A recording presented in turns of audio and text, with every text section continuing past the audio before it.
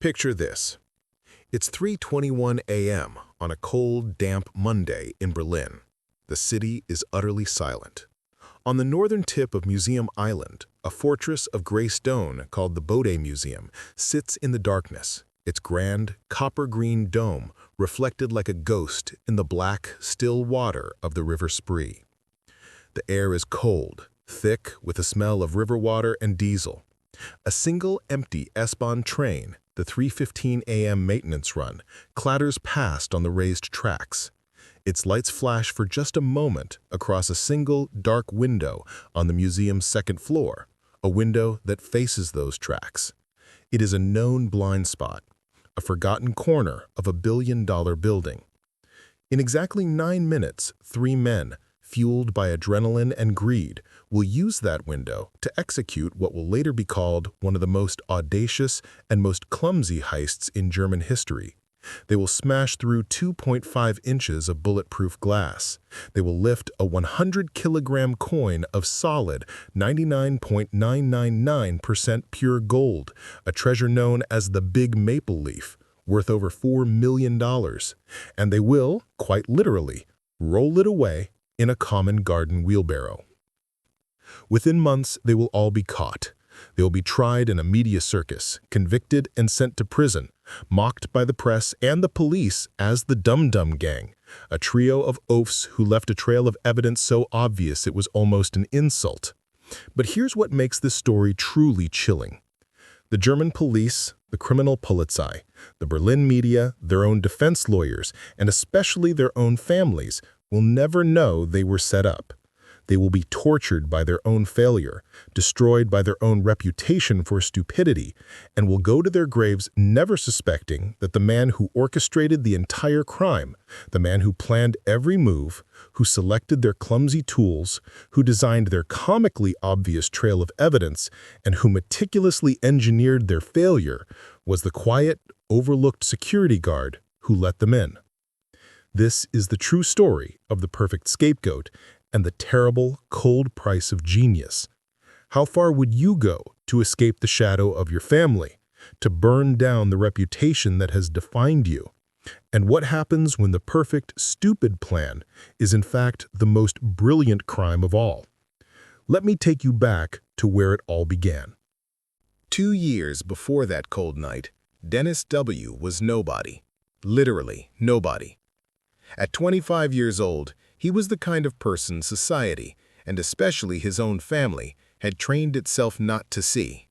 He was a low-level third-shift security guard in one of the most prestigious museums in the world, earning just enough to be invisible, just enough to pay rent on a tiny flat in Newcone, far from the chaos of his clan. Dennis had worked for the Bode Museum for 3 years. His life was a loop of silence, checking locks in empty marble halls, walking past sleeping statues, watching the same 32 empty camera feeds, the only sound the click of his own heels and the ghostly hum of the ventilation. To the curators and the art historians who occasionally passed him in the early morning, he was furniture, a blue uniform, a quiet nod. Forgettable. But a uniform has eyes and a uniform has ears, and Dennis was different. Dennis was a Remo. To be a Remo in Berlin was not just a name, it was a brand. The Remo clan was notorious, a sprawling family of Mahalami Kurdish origin, famous in the press and feared by the police. They were known for loud, violent, and spectacularly stupid crime. They were thugs. They were chaos. They robbed jewelry stores with sledgehammers in broad daylight and were caught an hour later, their faces all over CCTV. They ran protection rackets with all the subtlety of a grenade. They were all impulse, all noise, and zero intellect. Dennis despised them. He despised their gold chains, their flashy cars, their loud voices, and their primitive, brutish arrogance. He despised the shame that came with the name. At family gatherings, they laughed at him. Dennis, the German, the straight one, the one who had a job. They saw his quietness as weakness, his intelligence as arrogance. He was the janitor equivalent of his family, the one who cleaned up their messes, the one they mocked for earning honest, chump change living. But Dennis was not a straight one. He was just patient. He was a wolf who had been forced to live among hyenas, and he had learned the value of silence. While they were kicking indoors, Dennis was at home, under a single lamp, teaching himself. He wasn't just a guard, he was a student of systems. He taught himself Python. He learned network security from online forums. He studied metallurgy as a hobby, fascinated by the properties of old bronze and, of course, gold. He was a craftsman, a thinker, a ghost, and he was waiting. During his first year at the museum, he absorbed everything. While standing guard during a late-night installation, he'd overhear curators discussing the vulnerabilities of the alarm sensors. Thank God for the vibration plates in the floor. The motion sensors in the main hall are 20 years old. While helping maintenance crews in the labyrinthine basements, he'd listen to them complain. The whole staff wing, the part by the tracks, it's still on the 1990 system. The wiring is a mess. It's a miracle it works at all. He absorbed details about response times, blind spots, and security protocols. He knew, for instance, that a level 2 alarm, like a motion sensor trip, took on average 4.5 minutes for an in-house guard to respond to, and a full 12 minutes for an armed police response. He knew the camera in the Italian sculpture hall had a 4-second-long digital stutter every night at 2:54 a.m. as it rebooted its cache. He was a ghost, cataloging the weaknesses of the fortress. He was building an arsenal of information with no clear target in mind. It was just what he did. The conversation that changed his life, the spark, happened on a cold Tuesday in October. The museum was installing a new temporary exhibit, the Big Maple Leaf. Dennis was in the control room, monitoring the feeds as the enormous coin was wheeled in and placed in its high-security case. He heard 2 senior curators laughing with the head of security, a portly man named Herr Richter. "It's our most secure exhibit," Richter said, beaming. "It weighs 100 kilograms. It's its own security. Who could possibly steal it? A team of bodybuilders?" A curator, a thin woman with severe glasses, added, "And the case, 2.5-inch laminated glass, rated to stop a .430 Magnum. Plus, the vibration sensors in the frame and the floor plate. It's perfect." Then, Richter made the fatal mistake. He was feeling proud. He was showing off. He tapped the large blueprint on the wall. "The entire building is a vault. The only theoretical weak spot in the whole structure is that damned staff changing room, that window by the S-band tracks." He laughed, a short barking sound. "It's still on the old 1990s system. The motion sensors in that corridor are patchy. But someone has to get in that window, from a moving train, walk through the entire building without being seen, smash bulletproof glass, and then carry 100 kilograms of gold back out? It's a fantasy. It's impossible." Dennis continued watching his feed, his expression never changing. His face was a mask of placid boredom. But inside, his mind was racing. A switch had been thrown. $4.2 million. 1 week window. A 100-kilogram problem. And a perfect, impossible challenge. He looked at the laughing curators. He thought of his oafish, sledgehammer-wielding cousins. And for the first time, the 2 halves of his life clicked together. But knowledge without a key is worthless. Dennis was a ghost, but he was a low-level ghost. He could see the system, but he couldn't control it. Fate handed him the key 3 months later. In January, the museum's overnight IT technician, a young man who was chronically overworked and underpaid, quit in a spectacular fashion, emailing his resignation to the entire staff at 3 a.m. For 2 weeks, the system was unmanaged. The museum director, notoriously cheap, decided to wait until the next budget cycle to hire a replacement. Small glitches began to pile up. The camera in the Italian wing, the one with the 4-second stutter, was now freezing for minutes at a time. The login for the staff entrance keycard reader was lagging, creating a 30-second security gap. Herr Richter, the head of security, was furious and, more importantly, incompetent. He knew how to manage guards. He knew nothing about networks. In a moment of pure desperation during a 3 a.m. shift meeting, Richter threw his hands up. "This is a disaster. Does anyone know how this computer stuff works?" The other guards shrugged. They were men in their 50s, hired for their presence, not their technical skills. Dennis W., the invisible man, nodded quietly. He spoke, his voice soft. "I've taken a few online courses for network certification, a hobby. I can look at it, if you want." Richter looked at him as if seeing him for the first time. "You? The quiet one? Fine. Go. Fix it." Dennis sat down at the master console in the main control room. The keys were warm. The screen glowed.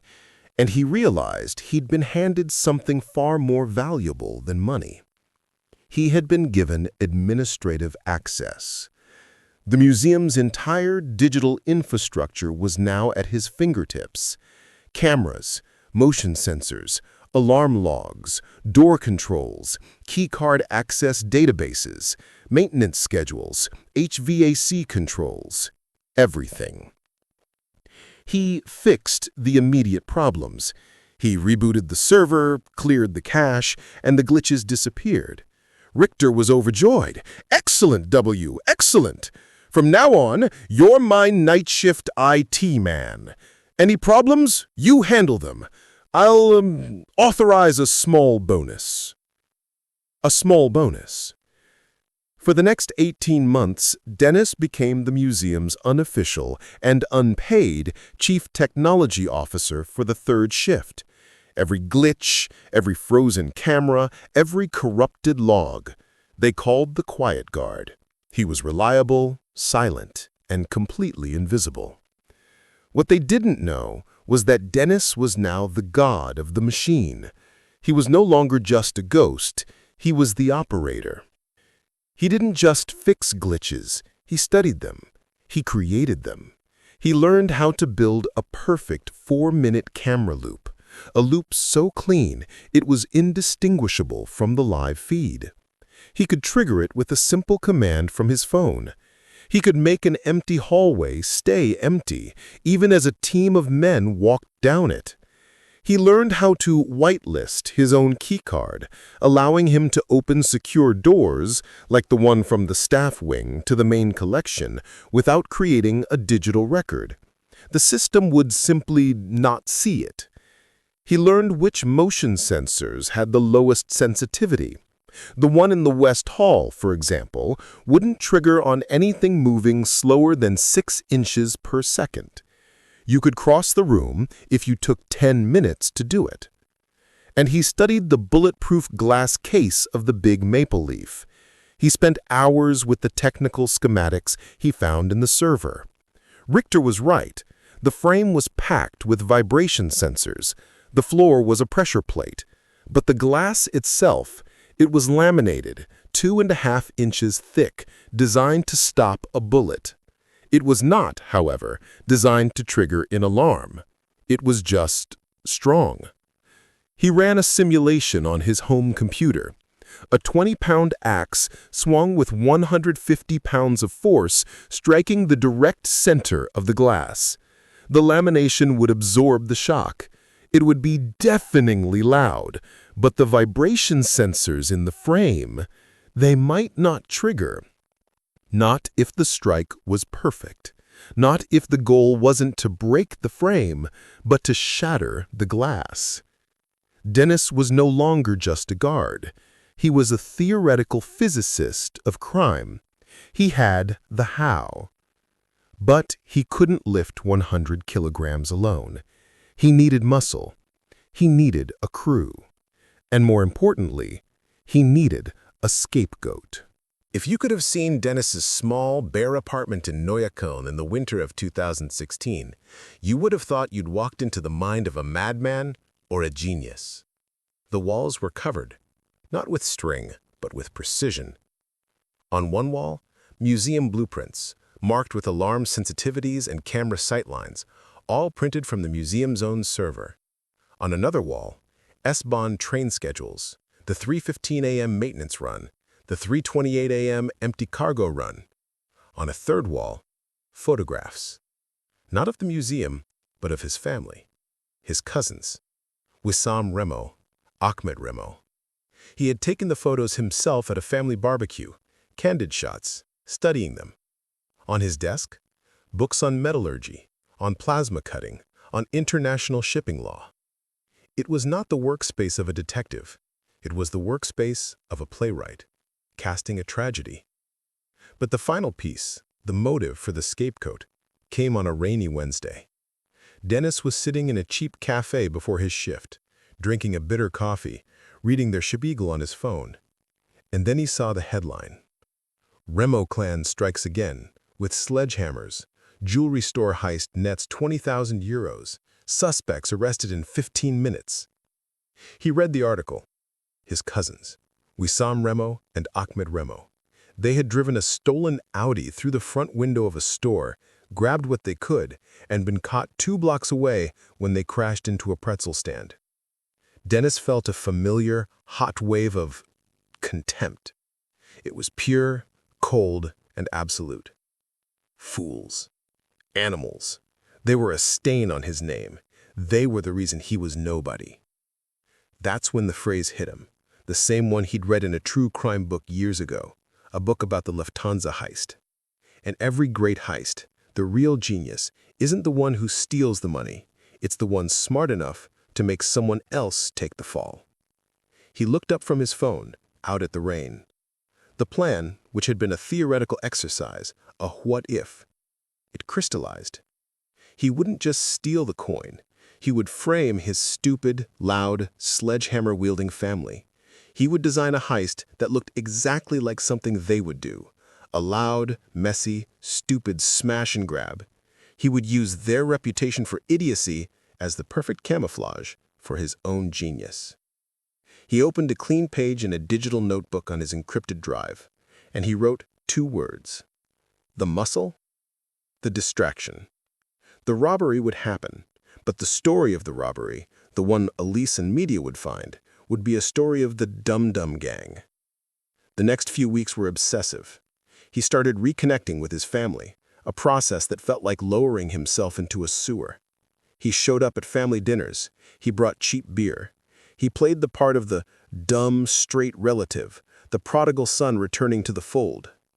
And he studied them. He wasn't just casting. He was scripting their roles. Wissam Remo, the muscle. 23 years old, all impulse. Wissam was a creature of pure, childish ego. He loved to brag, loved to feel like the tough guy, the shot caller. He was prone to violence and had a terrible flashing temper. But Dennis saw the truth. He was lazy. He would always take the easiest, fastest path, even if it was stupid. He tested this. At a barbecue, Dennis idly mentioned his apartment's lock was sticking. "I'm thinking of learning to pick it," Dennis said. Wissam laughed. "Picking is for cowards. Just kick the door in. Simple." Perfect. Wissam would be the one to swing the axe. Ahmed Remo, the driver. 20 years old, and Wissam's younger, more impressionable brother. Ahmed was quieter, but just as greedy. His weakness wasn't violence. It was vanity. His weakness was a 2011 white Mercedes-Benz CLS 350, badly customized with cheap spinning rims and a deafening stereo. He loved that car more than his own mother. He cleaned it every day. He would never part with it no matter what. He would never ditch a getaway car. He would use his own car because he was proud of it. A perfectly traceable, high-visibility getaway vehicle. The fourth man, Walid. They needed one more, a friend. Wissam and Ahmed ran with a small-time crook named Walid J., a man in his late 20s, who was, to put it simply, a nervous wreck. He was a follower, jumpy, terrified of the Remo brothers, and desperate for their approval. He was, in short, a perfect weak link. He would be the first to crack under interrogation. He would be the one to tell the police everything. Dennis had his crew. They were no longer family. They were pieces. They were his puppets. He didn't need hackers or police records. He had family dinners, overheard gossip, and instincts sharpened by years of being ignored. This wasn't just a robbery. It was a stage, and the roles had already been cast. Now he just had to feed them their lines. He didn't present them with a plan. That's what a partner would do. He was a director. He baited them. He invited Wissam and Ahmed to his tiny, clean apartment. They lounged on his sofa, looking at his books with contempt. Denis began, playing the part he'd rehearsed, the complaining employee. "This job, man, is so stupid," he sighed, handing Wissam a beer. "It's a guard job, Denis. Stupid is the point." "No, I mean, they just brought in this thing, this giant gold coin, like as big as a manhole cover. They say it's worth 4 million euros. Wissam, who had been looking at his phone, looked up. His eyes, usually dull, sharpened. "What?" "Yeah, 100 kilos, pure gold, from Canada," Denise said, shrugging as if it were boring. "And they just leave it sitting there, in a glass box." Ahmed sat up. 4 million? On a coin? "Yeah. And here's the really stupid part," Denise said, leaning in, lowering his voice. "You know the S-Bahn tracks? The ones that run right past the back of the museum? The window in the locker room? The lock's been busted for a month. I keep telling my boss, Herr Richter, but he's too cheap to fix it. He says it's not a public access point. Anyone could just walk in." He let the seed plant. He watched Wissam and Ahmed exchange a look of pure animal greed. Wissam tried to look casual. "A busted lock, huh?" "Yeah," Denise said. "But who cares? You'd be an idiot to try. The glass case is bulletproof, and the coin weighs 100 kilos. It's impossible." He let them go. He knew they'd be back. A week later, they cornered him at a family dinner. Wissam put a heavy arm around his shoulder. "This coin, cousin. You serious about that window?" "Yeah, but forget it. I'd lose my job. We get caught. It's impossible." "Nothing's impossible," Wissam said, his chest puffing out. He was in shot-caller mode. "Bulletproof doesn't mean unbreakable. We just need to hit it right. We could get through it. You just have to let us in." "No way," Denise said, shaking his head. "The alarms, the cameras. No." "You're the camera guy, aren't you?" Ahmed chimed in, his voice a sly whisper. "You could turn them off, right? For your own family?" Denis resisted for 2 more weeks. He made them beg. He made them promise him a full, equal cut. He made them feel like they were the ones convincing him. Finally, he agreed. He was in. The scared, inside man. They thought it was their plan. They thought they were the masterminds. But Denis was controlling every choice, feeding them the dumb ideas they would accept as their own. "How will we break the glass?" Wissam asked, during their planning session in Ahmed's Mercedes. "I don't know, maybe a special diamond cutter? A thermal lance?" Denis suggested, knowing they'd laugh at the movie ideas. Wissam did laugh. "No, you idiot. Why make it complicated? We use a heavy axe, a firefighter's axe. We just smash it. Simple. Loud, yeah, but fast." "Perfect," Denis thought, nodding slowly. An axe. Loud. Messy. It would leave huge, crude tool marks. It screamed Remo. "Okay, an axe. But how do we carry it? 100 kilos. We'll need a special cart, a heavy-duty dolly." "No time," Wissam interrupted. "The hardware store down the street, the 24-hour one. We'll just grab a wheelbarrow, a big green one, and a skateboard to roll it on the flat floors. Fast. Easy." A wheelbarrow. A skateboard. It was beautifully, perfectly idiotic. The tools of a cartoon burglar. The police would find them and laugh. "What about getting in?" Ahmed asked. "We'll need climbing gear," Walid, the nervous friend, whispered. "No," Denise said, offering his one smart idea, the one piece of genuine ingenuity he gave them, the one piece that would make the entry possible, but the exit, he was designing it to fail. This is where the true genius of Dennis W. separated him from his family. This was the El Artista, an isoflurane part of his plan, the part that happened in total silence, far from his oafish cousins. His plan wasn't just to frame them. His plan was to win. He knew he would be caught. The imperfect consequence of the police being too good was a possibility. But even if he was, he would be charged as a low-level accomplice. He'd get a few years. His cousins, the masterminds, would get more. His real plan was for the money, the aftermath. The workshop, the technical plan. The police, he reasoned, would assume the coin was melted down. That's what stupid thieves like the Remos would do. They would search for melted gold, for big cash purchases, for furnaces.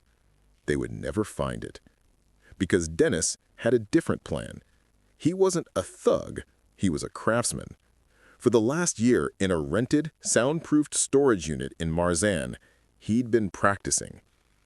He had a small, high-temperature induction furnace, a plasma cutter, and custom-made graphite molds.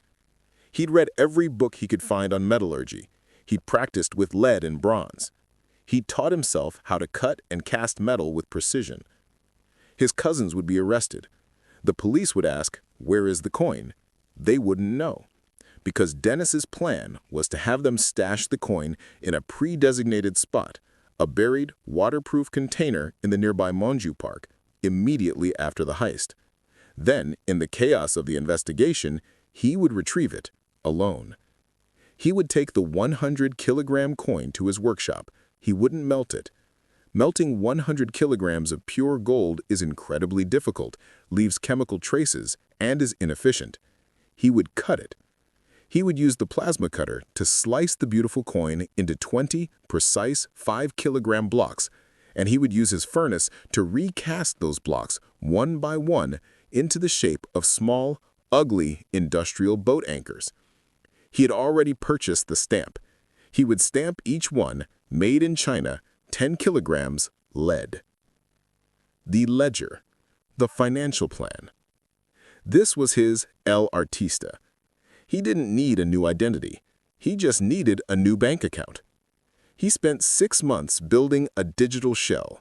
He used a VPN and public Wi-Fi to create a shell company in Turkey, Ankara Denizcilik, a fake nautical supply importer. He created a website. He bought online ads. He faked invoices. He found a corrupt shipping agent in Hamburg, a man he'd found on a dark web forum, and paid him in Bitcoin. The plan? Over the 6 months after he was released from prison, his 20 lead boat anchors would be imported by his Turkish company from the Hamburg agent, one by one. Once in Turkey, the lead would be sold for its scrap value to a gold smelter in Istanbul Grand Bazaar who was already in on the plan. The money would be deposited, clean, into his Turkish business account. The German police would be looking for $4 million in cash. They would be looking for melted gold bars. They would never look for 20 5-kilo lead boat anchors being shipped to a small-time nautical supplier in Istanbul 3 years after the crime. But first, he had to guarantee his cousin's failure. He had to paint them with guilt. The gold dust. Pure 99.999% gold is soft. Incredibly soft, softer than copper. Denise knew his cousins were brutes. He knew they would drop the coin. He knew they would scrape it on the window. He knew they would roll it on the sharp gravel of the S-Bahn tracks. He was counting on it. He wanted them to leave a trail of gold dust. But he had to make sure it stuck to them. The Mercedes. 2 weeks before the heist, he accidentally tore his uniform pants at work. "Ahmed," he called his cousin, "I'm near your place. Can I borrow your car to go home and change? My keys are inside the museum." Ahmed, proud to show off, agreed. Denise drove Ahmed's beloved Mercedes for 30 minutes, but he didn't go home. He drove to a quiet industrial street. He put on gloves. He took a small bag from his pocket. It contained industrial diamond dust abrasive, which he'd carefully collected from the museum's restoration lab. He sprinkled the fine, invisible dust into the carpet of the trunk. Then, he scrubbed it deep into the fibers with a stiff brush. He did the same to the driver's side floor mat. He created thousands of microscopic, invisible scratches and tears in the synthetic carpet fibers. Scratches that would be perfect for trapping the soft, heavy gold particles. When the police searched the car, they wouldn't just find gold dust, they'd find piles of it, embedded so deep it could never be explained away. The axe. Wissam bought the axe from the 24-hour hardware store. He was so proud of it, he left it in the trunk of Ahmed's car. The night before the heist, Denise went to inspect their tools. While Wissam and Ahmed were arguing about their cut, Denise palmed a small, clear atomizer from his pocket. He sprayed the raw wooden handle of the axe with a fine mist. It was a special, clear lacquer, an archival-grade acid-free varnish, a varnish used only on the 18th century display cases in the Bode Museum's Italian wing. He decanted it himself from the restoration lab. It was invisible. It was odorless. It would be dry in minutes. But under a police forensic light, an alternate light source at 450 nanometers, the axe handle would glow with the exact same rare chemical signature as the museum itself. It was a plant, a piece of evidence so perfect, so damning, it would scream guilty louder than any confession. The burner phone. He gave the nervous fourth man, Walid, a burner phone. For us to communicate, he said, only use this. Then, from his own phone, Denise sent one single, carefully worded text to that burner. Are you 100% sure the alarm at the window is off? I'm trusting you. Don't screw this up. He knew Walid. He knew the man's paranoia. Walid would read it, panic, and delete it immediately, which he did. But Denise also knew the police could recover deleted texts. It was a digital breadcrumb. It didn't just implicate Walid, it painted Denise as a worried, low-level guy, being reassured by Walid, the other inside man. The blueprint was final. The traps were set. The stage was dressed. Now all he had to do was raise the curtain. Let's go back to that night, Monday, March 27th, 2017. 3 a.m. Dennis W. stood at his security console in the main control room. His heart was a block of ice. His hands were steady. He was watching his 32 feeds. But on his personal encrypted phone, propped up behind his monitor, he was watching a 33rd feed. It was a tiny $30 baby monitor camera he'd placed in the staff locker room, hidden in an air vent aimed at the busted window. He watched the three dark figures drop from the park onto the S-Bahn tracks. He watched them lay the ladder across the gap, a crude, simple, perfect bridge. He saw the windows slide open. He'd oiled the track himself 2 nights before, but left the broken lock in place. At 3:21 a.m., as they stepped from the locker room into the main staff corridor, Dennis W. pressed a single key on his console. Enter. The camera feeds for the main sculpture gallery, the West Hall, and the coin room froze. They instantly began to play his perfect 4-minute loop of an empty, silent, sleeping museum. To anyone else, it was a live feed. To Dennis, it was a movie. He put in a single wireless earbud connected to the baby monitor's audio feed. He was now listening to his masterpiece. He heard their soft, clumsy footsteps on the marble. He heard Wissam whisper, his voice tight, "There it is. Holy, it's huge. He heard the sound of the axe being unwrapped from a towel. He leaned back in his chair. He sipped his cold coffee.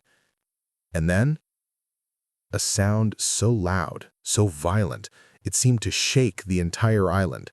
It echoed through the earbud like a cannon shot. Dennis didn't flinch. He just counted. He had practiced this. He had bought a 12 by 12-inch panel of the exact same glass from the manufacturer and tested it in his soundproofed storage unit. He knew it would take, crash, at least 19 hits with that specific 20-pound axe, swung by a man of Wissam's strength. He counted. "Hit it! Harder!" Ahmed screamed in a whisper. Crash. 17. Crash. 18. A pause. Wissam was tired. Again! Crack shatter. 19. The sound of 100 pounds of laminated glass falling onto the floor. Perfect. Right on schedule. He listened to them grunt. "Lift, you idiot, lift!" He heard the high-pitched scrape of gold on broken glass. Screech! He heard the thud as they got it onto the floor. "The skateboard, get the skateboard."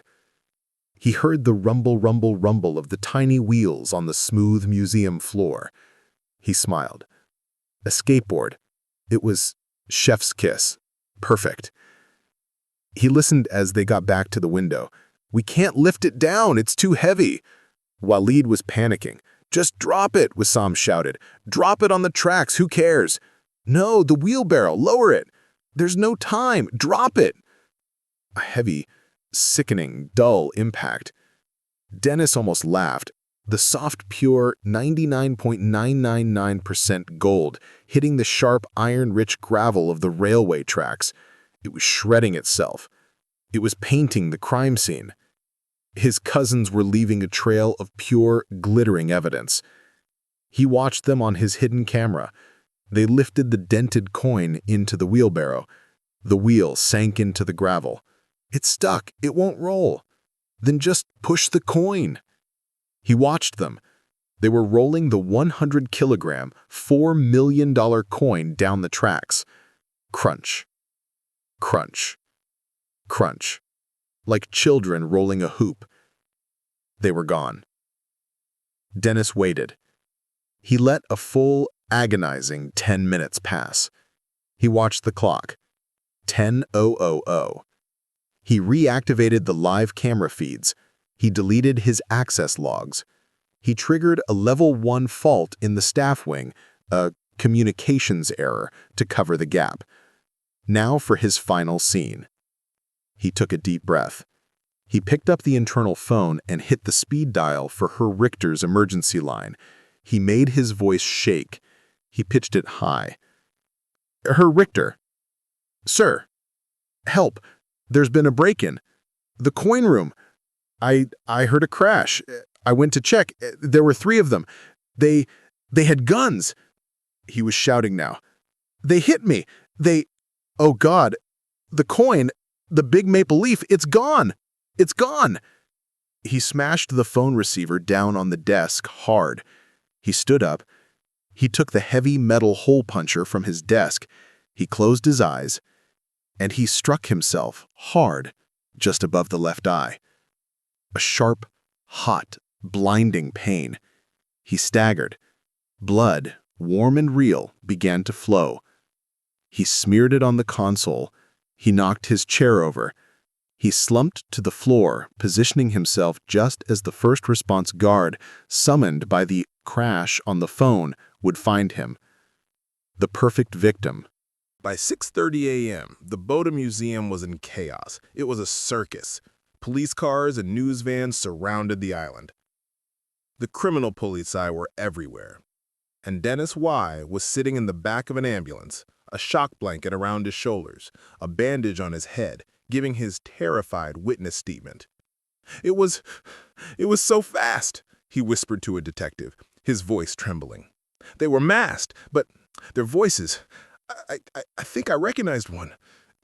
It sounded like my cousin. We saw him." He let a tear roll down his cheek. "Oh, God, please, you can't tell them I said that. They'll kill me. The Remos, they'll kill me." It was the final, perfect nail. He had given them the story. The evidence, of course, told the exact same story. It was a story so loud, so stupid, it had to be true. The abandoned, gleaming aluminum ladder, still bridging the tracks. The abandoned, overturned green wheelbarrow. The glittering, obvious trail of gold dust on the gravel. The axe, which a dive team found in the spree 2 hours later. An axe whose handle glowed under the forensic light with the exact chemical signature of the museum's 18th century varnish. The deleted, panicked text message on Walid's burner phone, recovered in an hour. And, of course, the car. They raided Ahmed's house at noon. They found the white Mercedes, and when the forensic team shined their lights on the trunk, the carpet, they said, lit up like a Christmas tree. It was caked in 99.999% pure gold dust, held fast by the thousands of microscopic abrasive scratches Dennis had placed there. Within 48 hours, they were all arrested. Wissam, Ahmed, and Walid. They were covered in scratches and shimmering gold dust. But what happened next was the one thing Dennis hadn't planned. The one variable he couldn't control. The German police were good. Too good. They found the gold dust in Ahmed's car, but as part of routine procedure, they also vacuum sealed and tested Dennis's uniform, and they found gold dust on it too. "I fought them," he claimed. "When they hit me, the dust, it must have gotten on me then." But the forensic team was suspicious. The blood spatter expert looked at the console. The spatter, it's wrong, the expert told the lead detective. It's a drip pattern, not a strike pattern. He bled on the console. He wasn't hit at the console. And then the final piece, the one human element. Herr Richter, the head of security, was being interviewed about the security failures. He was trying to save his own job. "That window," he said, his voice full of self-righteous anger. "I knew about that window. And you know who told me? Dennis. He's the one who told me the lock was broken weeks ago. He kept insisting we didn't have the budget to fix it, that it wasn't a priority risk. He convinced me not to fix it." The lie was too perfect. The lead detective looked at Dennis Y again, not as a victim, not as a hero. They looked at him as the inside man. In the cartel story, Luis Alvarez disappeared. But this is Berlin. This is the real world. Walid J., the nervous fourth man, broke in under 6 hours. "It wasn't me. It was the Remos. It was all them." And then, 18 hours in, Ahmed Remo broke. And he whispered something important. "It wasn't us. I mean, it was us, but it was all Dennis. It was all his idea. He told us exactly what to do. He said it would be easy. He drew us maps." At first, the police thought he was lying, blaming the dumb guard to save himself. But the evidence added up. The helpful IT fixes, the convenient 4-minute loops, the broken lock he insisted on not fixing, the drip pattern of the blood. They arrested Dennis Y. The trial was a sensation, a media circus. The press loved it. They called them the Dum Dum Gang, the Museum Musketeers. But here is the true, chilling perfection of the crime. The police had the mastermind, but they didn't see a mastermind. They saw a greedy, weak-willed kid, a low-level accomplice who got roped in by his terrifying family. The real narrative, the one of a cold, patient, sociopathic genius who sacrificed his own family to prove a point, was too complex. It was too movie. The stupid Remo story was just easier. It fit. The judge agreed. The prosecution painted Wissam and Ahmed Remo as the masterminds. They had the reputation. They had the motive. They had the sledgehammer mentality. They got 4 years and 6 months in prison. And Dennis W.?